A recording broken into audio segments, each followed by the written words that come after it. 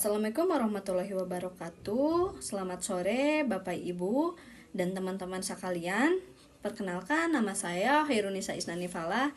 Saya dari Prodi Ilmu Komunikasi dengan NIM 1211241200046. Untuk kesempatan kali ini saya akan mempresentasikan proposal artikel dengan judul Mengubah Pandangan tentang Gadai dari Darurat Menjadi Solusi Finansial yang Cerdas.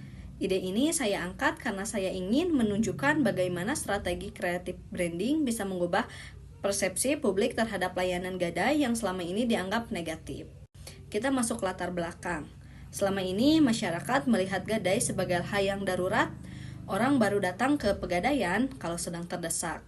Tapi sebenarnya kalau dilihat dari sisi branding, gadai bisa diposisikan sebagai solusi finansial cerdas yang membantu masyarakat mengatur keuangan.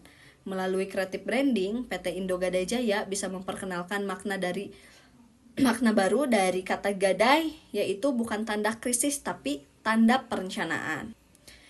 Kita masuk ke tujuan dan audiens. Tujuan dari ide ini adalah membangun citra PT Indo Gadai Jaya agar dilihat sebagai brand keuangan yang modern dan edukatif.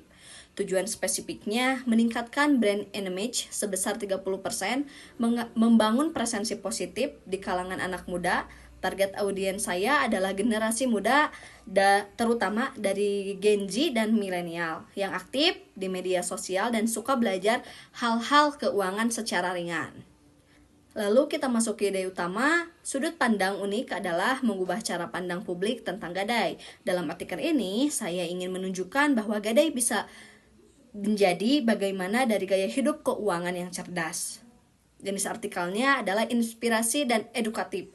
Dengan mengangkat kisah nyata pelanggan terbantu oleh layanan Indo Gadai Jaya, lalu dikemas dengan gaya storytelling dan media sosial.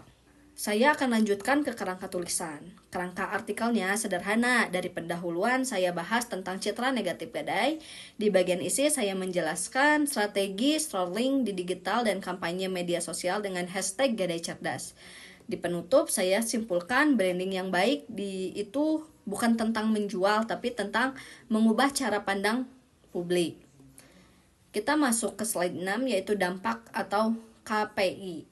Kalau strategi ini diterapkan hasilnya bisa diukur, misalnya engagement rate di media sosial naik 30%, menonton positif meningkat 25% dan awareness kampanye gadai cerdas bisa naik sampai 40%. Artinya ide ini bukan hanya kreatif, tapi juga realistis dan bisa diukur dari keberhasilan.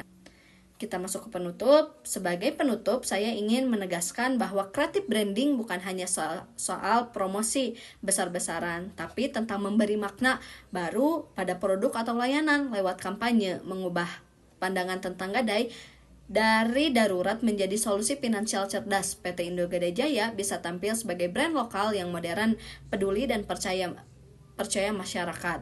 Terima kasih, saya siap untuk menjawab sesi tanya jawab. Kita masuk ke pertanyaan pertama, kenapa kamu memilih topik tentang gadai? Saya pilih topik ini karena menurut saya branding tentang produk keuangan masih jarang disentuh dari sisi kreativitas, dan juga kebetulan saya bekerja di perusahaan gadai juga di PT Indo Gadai Jaya ini, jadi saya ingin membuat branding baru untuk perusahaan saya agar lebih berkembang. Untuk jawabannya, gadai punya cita yang kuat, tapi cenderung negatif, dan disinilah peluang kreatif branding bisa berperan untuk mengubah presentasi publik.